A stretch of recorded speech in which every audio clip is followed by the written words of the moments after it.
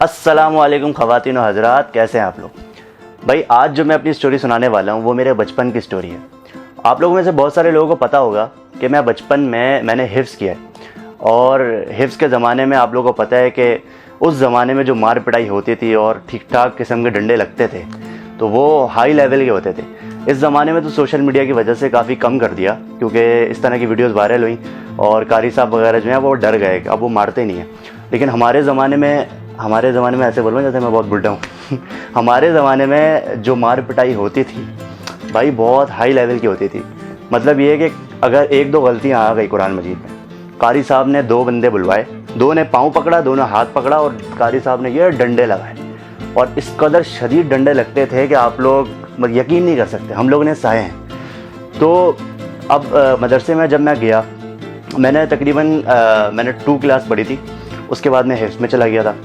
तो अब जब मैं स्कूल के माहौल से मदरसे के माहौल में गया तो हैरान रह गया, क्योंकि स्कूल में तो बड़े प्यार से टीचर्स होती हैं और बड़े प्यार से डांट डपट होती नहीं है। ज़्यादा से ज़्यादा क्या करते हैं, खड़ा कर देते हैं या क्लास से बाहर निकाल देते हैं। तो जब मैं मदरसे के माहौल गया तो एक बंदे को यहाँ पिटाई पड़ रही है, दूसरे बंदे के यहाँ दांत टूट रहे हैं, मैंने दांत टूटते हुए देखे हैं भाई। तो इस तरह का माहौल था, बड़ा उस ज़माने में तो बड़ा ख़तरनाक माहौल था। तो मैं शुरू में तो बड़ा डर गया, मैंने कहा कि यार इसमें कैसे सर्वाइव कर पाऊँगा। तो जब मैं समझा कि इस मदरसे में ऐसा होता है और मदरसे में नहीं होता, तो मैंने घर में आके बताया तो अम्मी अब्बू वगैरह ने मदरसा चेंज कर दिया।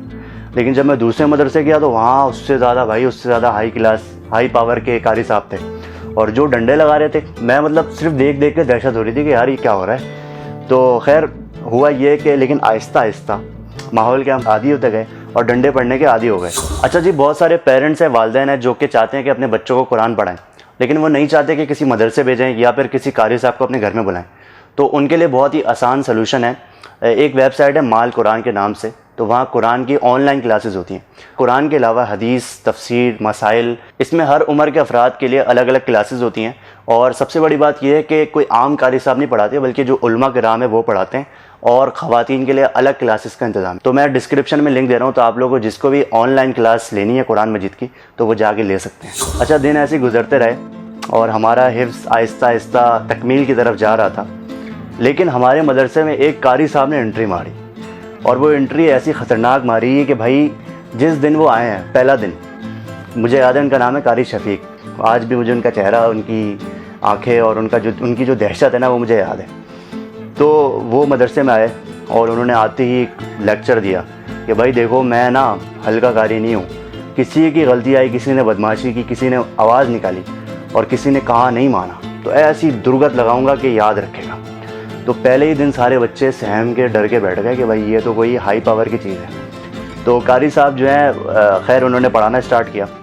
तो जैसे ही किसी बच्चे की गलती आती थी, कारी साहब इतना लंबा उनका हाथ था और सिर्फ हाथ ये करके यूँ मारते थे और चेहरे पे जो लगता था, उफ तौबा। तो खैर बच्चों ने आहिस्ता आहिस्ता देखा कि भाई ये कारी साहब तो हमारे कंट्रोल से बाहर है। अच्छा, पहले ना हम टोपियाँ करा देते थे, मतलब कारी साहब ने बोला कि भाई तुम इसको सुनाओ, तुम इसको सुनाओ। तो हम दोनों आपस में गठजोड़ कर लेते थे कि भाई कारी साहब को बताएंगे इसकी एक गलती आई है, इसकी एक गलती आई। कारी साहब ने कहा एक ही गलती बस, ओके फाइन। तो हम लोग ऐसे गठजोड़ कर लेते थे और कारी साहब जो पुराने कारी साहब थे वो टोपी में आ जाते थे।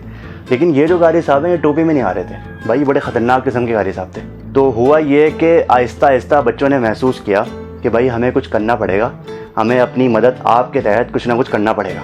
खैर मारपीट का सिलसिला चलता रहा, हिफ्ज़ भी आहिस्ता आहिस्ता हमारा होता रहा। तो एक दिन हम सारे बच्चे जो हैं उन्होंने बैठ के फ़ैसला किया कि कारी साहब को निकालने के लिए कुछ ना कुछ हरबा करना पड़ेगा, कारी साहब को सबक सिखाना पड़ेगा। क्योंकि हम लोग को रोज़ाना डंडे पड़ रहे थे, रोज़ाना थप्पड़ पड़ रहे थे, रोज़ाना मुक्के पड़ रहे थे, तो रोज़ाना की पिटाई से हम बच्चे तंग आ चुके थे। तो एक बच्चे ने बड़ा अच्छा मशवरा दिया और वो मशवरा ये था कि कारी साहब के घर में जाके ऐसी शिकायत लगाई जाए कि कारी साहब किसी को मुँह दिखाने के काबिल ना रहे। तो बच्चों ने, मतलब दिमाग आप चेक कर रहे हैं बचपन से इतना तेज़ है। तो खैर एक बच्चे को हमने तैयार किया, उसके पेरेंट्स जो है ना थोड़े से नरम किस्म के थे, समझे वो मम्मी डैडी बच्चा था, तो अम्मी अब्बू बड़े लाडों में उसको पाल लेते। तो हमने उस बच्चे को तैयार किया कि तुम्हें घर में जाके ये बोलना है। अब वो बच्चा अपने घर में गया और घर में जाके अम्मी अब्बू को बोला कि मामा आपको पता है कि कारी साहब जो है ना वो लड़कियों से बातें करते हैं।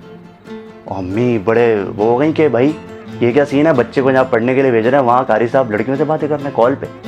तो खैर एक बच्चे ने शिकायत की, कामयाब रहा। अगले दिन दूसरे बच्चे ने अपने घर में जाके शिकायत की, अपने अब्बू से बोला, अब्बू पता है आपको, कारी साहब जो है ना हमें जो पढ़ाने आते हैं वो लड़कियों से कॉलेज में बातें करते हैं। अब 2-3 पेरेंट्स जो है उन्होंने आके जब मदरसे में शिकायत की तो मदरसे के प्रिंसिपल ने कारी साहब को बुलवा लिया।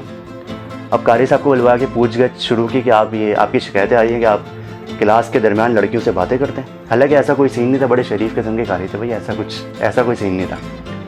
तो खैर जब कारी साहब ने कहा कि भाई ऐसा कोई सीन नहीं है तो प्रिंसिपल ने हम सारे बच्चों को बुलवाया।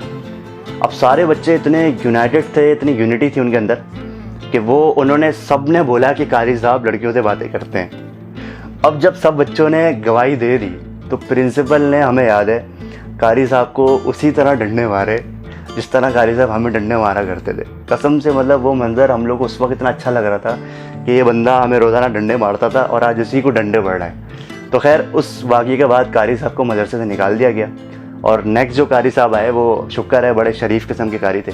लेकिन एक बात है, जो शरीफ किस्म के कारी होते हैं ना उनसे पढ़ाई इतनी अच्छी नहीं होती। उन्होंने जो हमें पढ़ाया था ना डंडे के ज़ोर पे, वो बहुत ज़बरदस्त पढ़ाया था और जिन बच्चों ने उनसे पढ़ा है उनको बड़ा फ़ायदा हुआ। मारपीट ज़रूरी है इसकी पढ़ाई में।